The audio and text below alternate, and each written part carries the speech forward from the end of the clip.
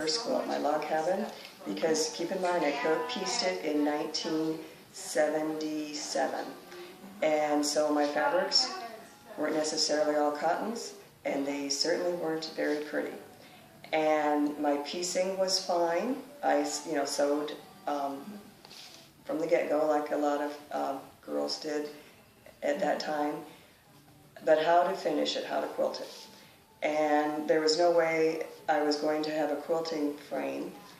And, I was a student in college at the time.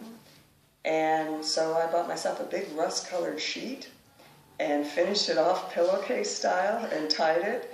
And it was probably the homeliest thing on the planet. But my mother and her sisters and my dad's sisters thought it was great. Every time one of them would come over, my mom would make me get it out of my room and show it off. And either they were very loving, kind women and very generous with the compliments. Either they didn't know any better or they were just being particularly kind because they were very encouraging and, were very free with the compliments.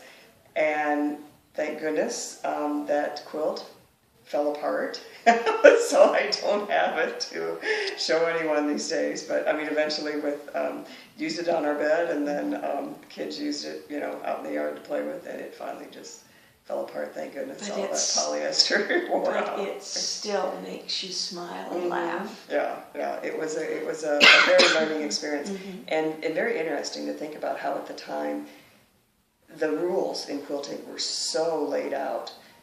It had to be done a certain way, certainly no machine quilting. That wasn't even, what I was reading thought of.